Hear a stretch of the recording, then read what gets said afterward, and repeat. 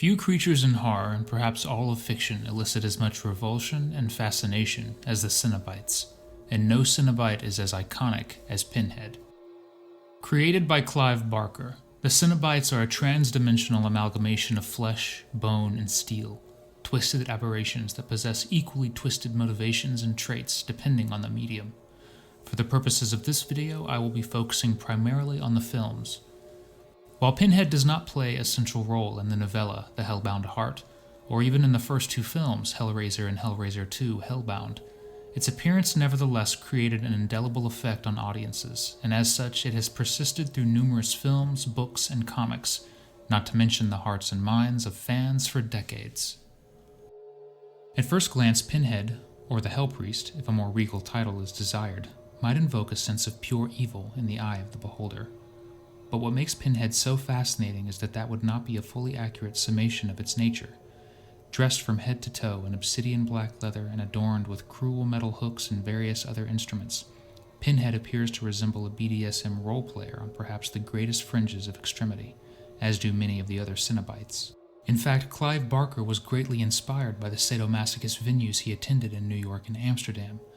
It is this proclivity for extremes that often draws one to conclude that Pinhead is a willfully malevolent being, but a more appropriate inference could be drawn from something that Pinhead itself says in the first film. Who are you? Explorers in the further regions of experience, demons to some, angels to others. Whether it be demon or angel is an answer that will vary from person to person, but what is certain is that Pinhead and its cohorts are decidedly not human, or rather, are not human anymore. As intriguing as the Hell Priest may be in its current state, what is perhaps its most intriguing aspect is its origin as a mere human. How did a mortal sink, or rise, depending on who you ask, to the role of an arbiter of hell? How are humans chosen? What crimes or qualities are desired in a human being that makes them fitting to be a cenobite, a pioneer of unfathomable degrees of pleasure and pain? Answers to such questions seem fit to rival even the cenobites in all their horror. Pinhead was once a British soldier who served as captain in the British Expeditionary Force during World War I. Where Pinhead is cold, dispassionate, and devoid of empathy for its victims, Captain Elliot Spencer was depicted as likable, steadfast, and compassionate.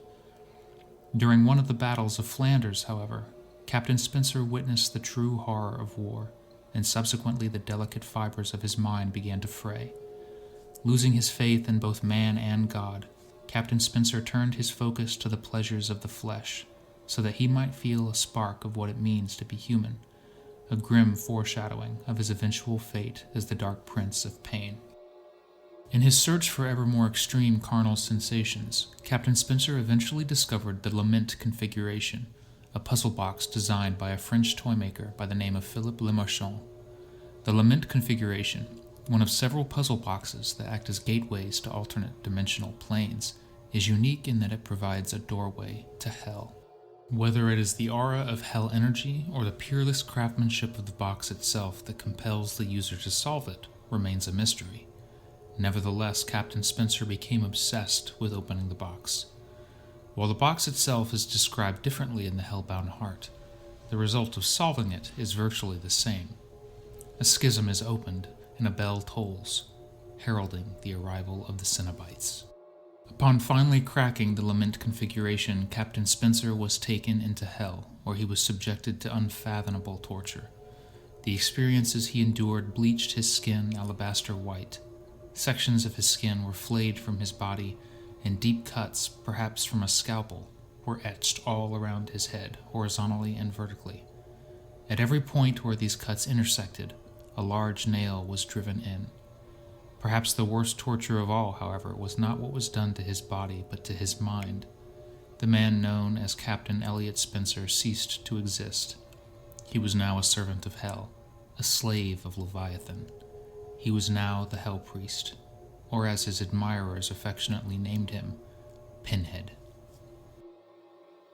Reborn as a sommelier of suffering, Pinhead took to its duties with severity and efficiency, and for that it quickly became the favored one of Leviathan. It is likely that its years of experience as a disciplined military officer influenced its success as a cenobite, or perhaps the trauma it endured witnessing all those soldiers die rendered it the perfect medium with which Leviathan could shape its ideal instrument. Whatever it was, Pinhead was unique amongst its peers in that it understood the rigid laws of Hell and the logic of Leviathan. When summoned by the Lament configuration, Pinhead would act as vanguard for Leviathan to procure the hapless solver of the box. As grimly efficient as Pinhead is at its craft, however, it is not sloppy or indiscriminate. Hell has rules, and so does Pinhead. Pinhead, prior to the third film, does not seize innocent life.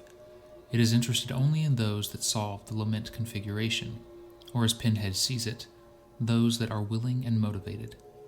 To Pinhead, flesh is merely an extension of chaos and discord, that which is fundamentally at odds with Leviathan's perfect order. Yet to discard the corporeal vessel capriciously, such as in a painless death, is seen as wasteful to Pinhead, as is excessive sobbing or pleading, evidenced by its dismissal of Kirsty's tears as a waste of good suffering. It is only through extreme suffering and euphoria, two sides of a coin, that a soul is enriched and ultimately perfected into a resource that is acceptable to Leviathan. As terrifying as Pinhead is, it does not utilize brutish methods, nor is it crass or arbitrary. In the instances where Pinhead deigns to speak to mortals, it chooses its words carefully, often utilizing a darkly poetic and eloquent articulation. It is deeply charismatic and persuasive, leaving little wonder as to how it rose to such heights in Hell. Even after the events in the third film, where the dual nature of Pinhead is exposed, with Captain Spencer's disciplined influence removed, leaving only the hellish brutality of the Cenobites in control, Pinhead remains disturbingly adept at coercing even seemingly strong-willed individuals toward its own designs. Yet its skills at manipulation are only the tip of the iceberg. By nearly all accounts, Pinhead is indestructible. As it is an entity beyond the known parameters of our dimension, it is not bound by the laws of nature. While the true extent of its powers are never fully stated, it has been shown to command numerous supernatural abilities. Perhaps most infamous of all are the chained hooks that appear seemingly from nowhere to rend its victims apart. It is not known if these hooks are manifested entirely from Pinhead's mind, or if miniature pocket dimensions are opened to allow the hooks into the requisite time and space. The hooks are deadly accurate, rarely if ever missing their mark. Even on the off chance that they do miss, however, the psychological damage is done. The victim knows they cannot run, or hide, from an enemy that can strike from literally anywhere. In addition to razor hooks, Pinhead commands the power of telekinesis, matter manipulation, teleportation, and telepathy. It has even demonstrated the ability to shapeshift, posing as a friend or loved one to lure an unsuspecting victim into a state of vulnerability. One might wonder which method of torture would be greater: hooks that snare the flesh and eviscerate it, or an alien mind probing your thoughts, delving into every personal experience that you possess in order to exploit it. Truly, no creature in all of fiction has mesmerized us as Pinhead has. Watching Pinhead spin his words so poetically as the chains of hell envelop their prey is a sight that is both difficult to watch, yet turn away from. In a sense, Pinhead reminds us that we are what he claims to detest: imperfect vessels of meat, moving from one temporary sensation to the next until we inevitably succumb to time. Most of us deny our fascination with carnal limits simply because we are afraid. We are afraid of the unknown, and we are afraid of what we think we will not survive. Pinhead represents this unknown, and so he ultimately represents fear itself. Some seek this fear out willingly. Most do not. Demon to some, angels to others. Thank you for watching this video. I plan on adding more to this series, delving into beloved creatures from science fiction, fantasy, and horror, so if you enjoyed this content, please leave a like, share, and subscribe. If you don't, you might just anger the Cenobites. And if that happens, well... We'll tear your soul apart.